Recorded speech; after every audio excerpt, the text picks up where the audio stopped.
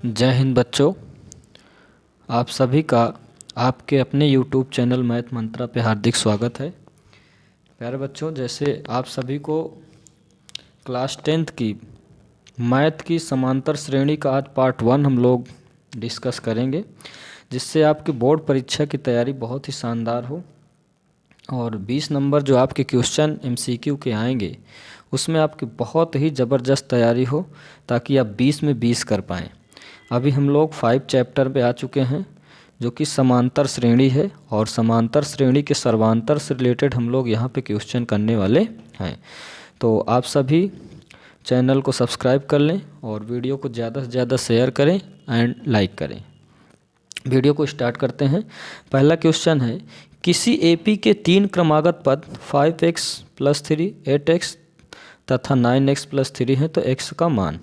AP में है तो आप सभी को मालूम है कि यदि हमारे AP में 3 पद हैं तो हम इसे 2 तरीके से कर सकते हैं। एक तो पहला कि A2 - A1 बराबर होता है A3 - A2, इस प्रकार से कर सकते हैं।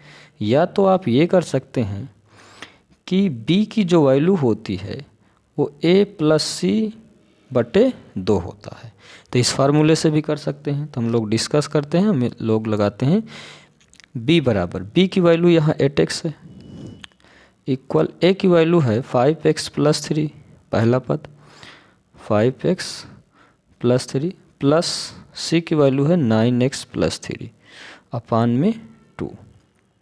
तो यहाँ 2 को इधर मल्टीप्लाई कर दें, कितना हो गया 16x, यहाँ 5x और 9x हो जाएगा 14x, और 3 + 3 = 6। अब 14x को जब हम लोग पक्षांतर करते हैं तो आपका आता है 16x - 14x = 6। अब 16 में से 14 जब घटेगा तो बचेगा 2x = 6, और इसे डिवाइड कर देंगे तो x = आपकी वैल्यू हो जाती है 3, x की वैल्यू 3। तो राइट आंसर आपका A। क्लियर।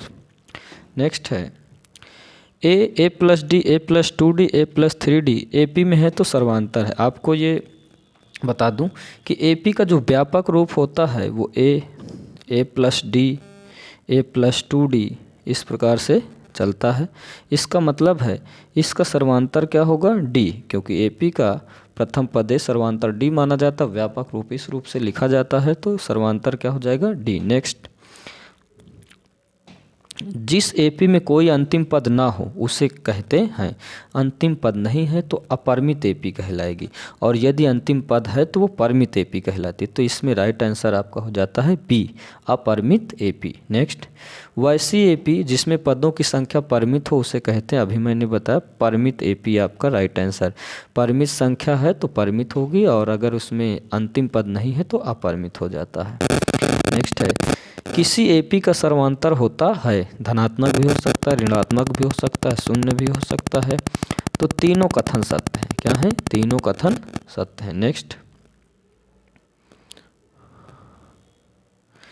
यदि P + 1, 2P + 1, 4P - 1 AP में है तो P का मान है। अभी जैसे मैंने किया था, सेकंड वाला पद आपका है 2P + 1 = प्रथम पद है P + 1 प्लस लास्ट थर्ड वाला 4P - 1 अपान में 2।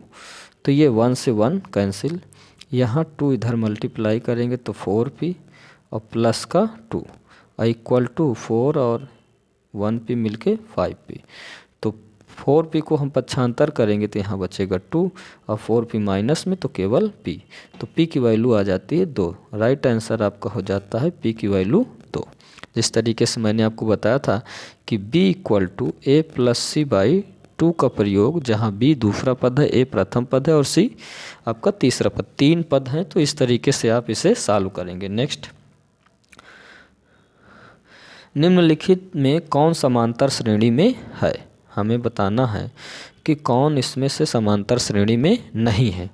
तो हम सर्वांतर निकाल के चेक कर सकते हैं, और आपको देख के बता दूं, अगर 0.3 दशमलव में है और संख्या का क्रम बढ़ रहा है तो ऑलरेडी तुरंत हम बता देंगे कि D आपका जो है समांतर श्रेणी में नहीं है। नेक्स्ट,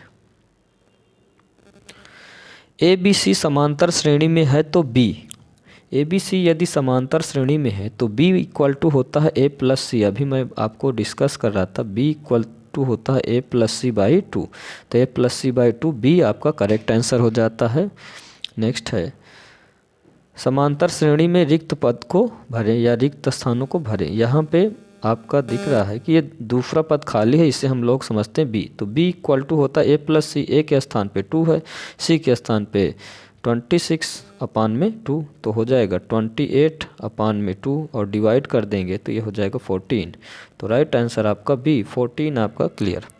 नेक्स्ट है ए पी 12, 17, 22, 27 का सर्वांतर क्या है। तो सर्वांतर निकालने के लिए d इक्वल टू होता है दूसरे पद में से पहले पद को घटा दिया जाए। a2 माइनस a1, a2 की वैल्यू 17 है, a1 की वैल्यू 12 है, तो यहाँ 17 में से 12 गया तो 5। राइट आंसर आपका सी। नेक्स्ट 0.6, 1.7 इस तरीके का आपको श्रेणी दी गई है, एपी है और इसमें बोला प्रथम पद, तो जो सबसे पहला लिखा होता वही प्रथम पद। 0.6 आपका क्लियर आंसर हो जाता है। नेक्स्ट है निम्नलिखित में कौन एपी नहीं है। हमें बताना एपी नहीं है। हम चेक करते हैं पदों का अंतर समान हो, 4 में से 2 घटाते हैं 2 बचता, 8 में से 4 घटाते हैं 4 बचता, तो यहाँ पे ये आपका पहला ही ऑप्शन नहीं है, ये आपका राइट आंसर हो जाता है कि ये एपी नहीं है। नेक्स्ट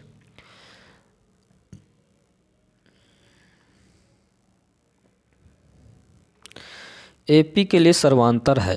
13 क्वेश्चन में सर्वांतर पूछा है, तो मैंने अभी आपको डिस्कस किया कि d equal to a2 minus a1, a2 की वैल्यू 1/2, a1 की वैल्यू 3/2। तो इसे हल करेंगे, 3 में से 1 गया -2/2 और इसे हल करते हैं तो -1 राइट आंसर आपका बी हो जाता है। नेक्स्ट दिए गए एपी का सर्वांतर क्या है। तो अभी तुरंत हमने बताया कि d इक्वल टू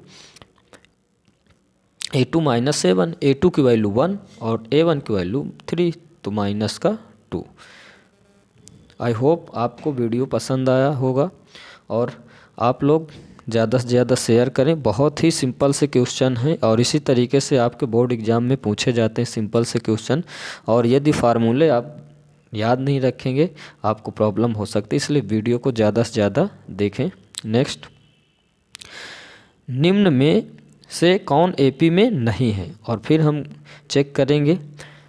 जैसे 10 में से 4 को घटाया 6 मिला, 16 में से 10 को घटाया 6 और 22 में से 16, तो यहाँ पे एपी है ये। नेक्स्ट 2 में से -2 घटाऊंगा तो ये बन जाएगा 4, 2 में से -2 अगर घटाता हूँ तो ये बन जाएगा 4, -2 में से 2 को घटाऊंगा तो -4 हो जाएगा, तो इसका मतलब ये एपी नहीं है।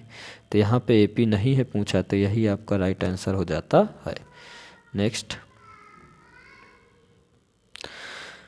एपी में है तो d -5 -1, एपी में है तो d की वैल्यू मैंने अभी आपको बताया कि a2 -1 माइनस करना है तो -5 को तो +5 हो जाएगा, 5 में से 1 घटेगा 4, तो इसका मतलब सी ऑप्शन आपका क्लियर हो जाता है। नेक्स्ट है 17, 0.6 1.7 में सर्वांतर है, तो दूसरा पद आपका 1.7, इसमें से आपको 0.6 क्या करना है घटा देना, 7.7 में से 6 गया 1 और 1.1 आपका राइट आंसर, ये ऑप्शन बी पे है। राइट आंसर आपका 1.1 बी इज करेक्ट।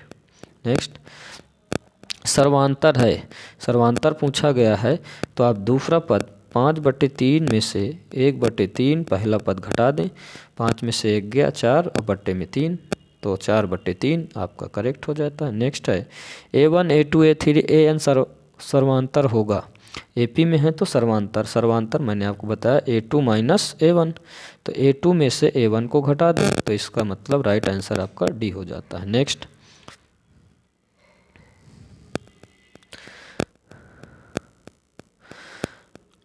AP3 13 23 का सर्वांतर क्या है, दूसरे पद में से घटाएंगे, 13 में से 3 गया 10, राइट आंसर सी। 1 सेकंड में आप इसे कर सकते हैं। निम्नलिखित में कौन समांतर श्रेणी में है, समांतर श्रेणी में है, तो समांतर श्रेणी में आप देखें सर्वांतर 4 में से 2 घटेगा तो 2, 8 में से 4 गया 4, इसका मतलब ये नहीं है, 3 में से 1 गया 2, 9 में से 3 गया 6, तो ये भी नहीं है, यहाँ एक घात बढ़ती जा रही है, ये भी नहीं, तो लास्ट का ऑप्शन बचता है डी आपका करेक्ट आंसर। नेक्स्ट अगर प्रथम पद ए है तो सर्वांतर डी है तो एपी का रूप, अभी मैंने आपको बताया एपी का क्या होता व्यापक रूप, ए प्लस डी, ए प्लस 2d, इस प्रकार से व्यापक रूप होता है और ऐसा ऑप्शन आपको सी दिख रहा है, राइट आंसर सी।